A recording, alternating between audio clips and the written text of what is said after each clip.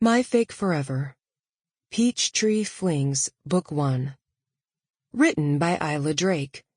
Narrated by Paige Reisenfeld and P.J. Freebourn. Chapter 1. Luke.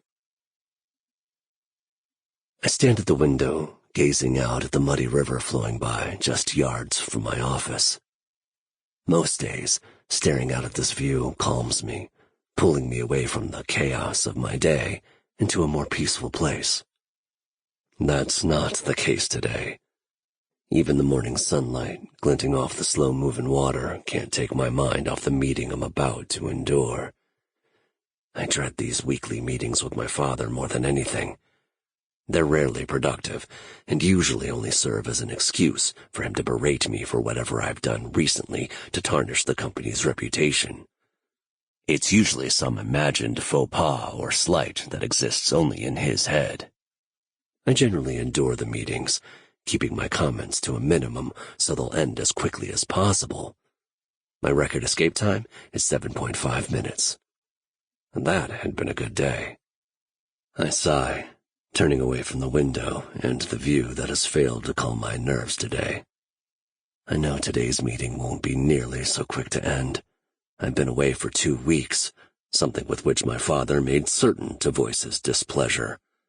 Not that I've ever cared what the old man thinks of me, but I've mostly stopped intentionally riling him in recent years, discovering that I can get more from him and the company if I stay on his good side.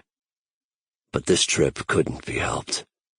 When my new brother-in-law had called to tell me that he and my sister were on their way to the hospital to give birth to my niece, I dropped everything and boarded the first flight to North Carolina.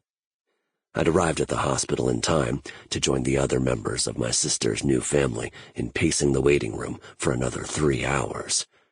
That's when I'd learned how long labor really can be. My father had called me so many times that I'd finally turned my phone off and stuffed it into my pocket, ignoring him completely. It had been worth it, though. Seeing Maya and her husband smiling down at their baby girl had brought a lump to my throat, and I'd had to blink my suddenly stinging eyes. Holding my niece for the first time had been worth all the anger I know I'm set to face today.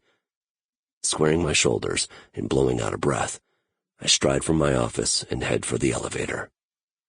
When I enter my father's office, he's sitting at his desk, looking as powerful and imposing as always. The wall of glass behind him looks out over the same view of the river as my own much smaller window, though I doubt if Charles Wolfe ever takes the time to enjoy the view. When I was younger, the sight of him in this office used to fill me with awe and a sense of pride. That was before I'd realized what a true bastard he really is. Now, looking at him just fills me with dread that I'm forced to interact with him at all. But it can't be helped. As long as I work for his company, I'm stuck dealing with him on a regular basis. I wish I could quit and start my own ad firm, but I don't have the financial backing for that. Yet. In less than a year, I'll be old enough to access the trust left for me by my grandfather.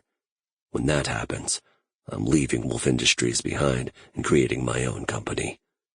I've been quietly laying the foundation for it for the past few years, fostering relationships with powerful individuals who will be assets when I no longer have the Wolfe name backing me. I just need to bide my time until my 30th birthday. Then I can use my trust to start the kind of business I've always wished Wolfe Industries could be. I stand there, waiting for my father to look up from his reports and acknowledge me. This is another game we play, where we each try to outlast the other. He used to win every time, but over the years, I've grown more patient, while Charles has become more easily annoyed. Or maybe his age is finally catching up with him, and he's realized he doesn't have as much time as he used to. Either way, I've gotten very good at standing on this rug in front of his desk, waiting. When he finally lowers the report in his hand and meets my gaze, there's no hint of fatherly affection in his expression. I may as well be any other employee at this firm for all the recognition he shows when he looks at me. But that stopped bothering me long before I came to work here. Sample complete. Ready to continue?